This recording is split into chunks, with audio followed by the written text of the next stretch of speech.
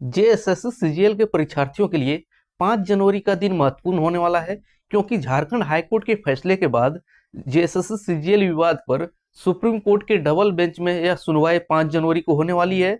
और इसकी सुनवाई कौन से जज करेंगे, तो सारा डिटेल आ चुका है। तो 5 जनवरी काफी महत्वपूर्ण दिन होने वाला है।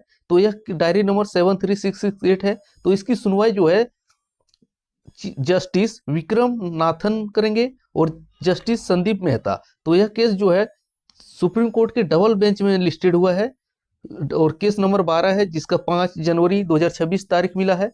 तो 5 जनवरी 2026 झारखंड के सीजीएल के परीक्षा का विवाद जो है इस पर काफी महत्वपूर्ण दिन होने वाला है, क्योंकि सुप्रीम कोर्ट के डबल बेंच में अब इसकी सुनवाई चलेगी।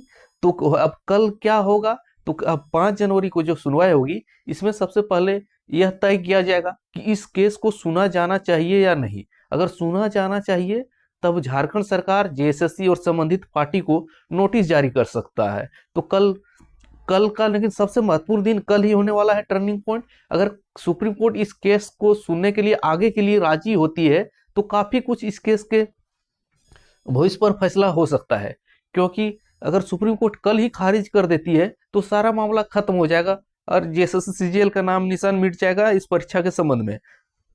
अगर जो छात्र आशा लगा के हैं कि सुप्रीम कोर्ट से कुछ न्याय मिलेगा उनके पक्ष में, तो यह कल का दिन मैटर करेगा। तो सुप्रीम कोर्ट के जो जज है जस्टिस विक्रम नाथन और जस्टिस संदीप मेहता, तो दोनों जस्टिस जो हैं वे इस केस को सुनेंगे और इस पर जो भी रुख अख्तियार करेंगे और इसके भविष्य पर फैसला देंगे वह सबको मान्य होगा, क्योंकि यह सुप्रीम कोर्ट के डबल बेंच में लिस्टेड हो चुका है। अगर इसके बाद अगर खारिज हो जाता है तो रिव्यू पिटीशन डाल सकते हैं, लेकिन वह क्या होगा लेकिन पता नहीं। लेकिन 5 जनवरी का वेट करना होगा। जैसे ही अपलोड होगा सुप्रीम कोर्ट के वेबसाइट में क्या कार्रवाई चल रही है आपको सूचित कर दिया जाएगा। लेकिन फिलहाल लेटेस्ट अपडेट यही है कि यह केस सुप्रीम कोर्ट के डबल बेंच में चल गया है और डबल बेंच में कौन से जज इसकी सुनवाई करेंगे इसका लिस्ट आ गया है और कितने बजे तक इसकी सुनवाई हो सकती है। तो 5 जनवरी को इसकी सुनवाई जो होगा 12 से 1 बजे के बाद ही होगा, क्योंकि केस नंबर इसका मिला है, जो सुनवाई का केस नंबर जो है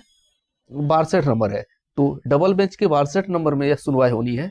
तो हो सके मान के चलिए सेकेंड हाफ में भी इसकी सुनवाई होगी, तो इसके बाद ही कुछ अपडेट आ पाएगा। सुप्रीम कोर्ट ने इस केस को आगे सुनने के लिए राजी हुआ है या खारिज कर दिया है, या क्या इस पर रुख अख्तियार किया है, या केस कल सुनवाई नहीं हो पाई, ये भी पॉसिबिलिटी बन सकता है। लेकिन फिलहाल के लिए 5 जनवरी का वेट करना होगा। तब तक के लिए अपना पेशेंस बना के रखें। लेकिन जैसे ही सुनवाई का तिथि नजदीक आया, जो सिलेक्टेड कैंडिडेट जिसको ज्वाइनिंग लेटर मिल चुका है उनका दिन रात का नींद चैन सारा कुछ हराम हो चुका है। अगर सुप्रीम कोर्ट कहीं जांच का आदेश दे सकती है कि क्या कर सकती है, किसी को नहीं अभी नहीं पता है, क्योंकि सुप्रीम कोर्ट ने पूर्व फैसले में ऐसा काफी कुछ किया है। अगर ज्वाइन कर चुके हैं उनको हटा भी दिया है और बहुत से फैसले में केस को सुनने से इनकार भी कर दिया है। लेकिन इस बार क्या होगा इस मामले में, या कल ही पता चलेगा 5 जनवरी को ही। तब तक अपना पेशेंस बना के रखिए। तो और इस बीच सुप्रीम कोर्ट में जो सिलेक्टेड कैंडिडेट हैं वे भी इंटरवेनियर केविएट फाइल कर चुके हैं, क्योंकि उनका कहना है कि सुप्रीम कोर्ट कोई भी फैसला अपनी मर्जी से मेरा पक्ष सुने बिना ना दे, मेरा पक्ष भी सुन ले तब कोई फैसला दे। इसके लिए केविएट दायर कर चुके हैं। जो सिलेक्टेड छात्र हैं जिनको ज्वाइनिंग लेटर मिला है उन्होंने भी केविएट दायर कर चुका है और इस पर काफी संख्या में पीआईएल भी दायर हुआ है। तो ये सब पार्टी हैं, प्रकाश कुमार, मनीष कुमार, ये सब सारे कुछ पिटिशनर हैं। तो जो हाई कोर्ट में बने थे वो सुप्रीम कोर्ट में भी ये सब पिटिशनर बने हैं।